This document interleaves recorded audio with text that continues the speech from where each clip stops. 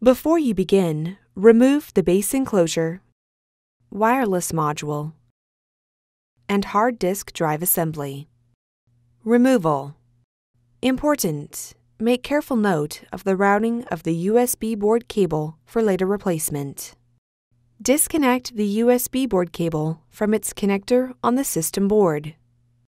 Remove the USB board cable from the routing channel on the top cover. Using minimal force, lift the locking bar up on the USB board ZIF connector and disconnect the USB board ribbon cable from the system board. Remove the two 4mm P1 Phillips head screws that secure the USB board bracket to the USB board. Lift the USB board bracket off of the alignment pins on the USB board and remove. Remove the three 3mm P1 Phillips head screws that secure the USB board to the top cover. Lift the left edge of the USB board off of the alignment pins and remove the external connectors from the cutouts in the top cover. Place the USB board in a static dissipative bag.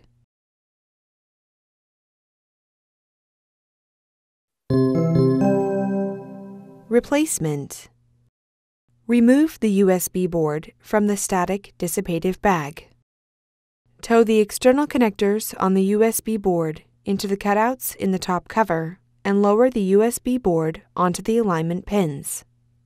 Replace the three 3mm P1 Phillips head screws that secure the USB board to the top cover.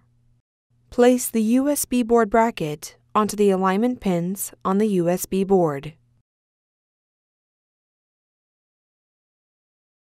Replace the two 4mm P1 Phillips head screws that secure the USB board bracket to the USB board. Insert the USB board ribbon cable into the USB board ZIF connector on the system board and press the locking bar down to lock the cable into place.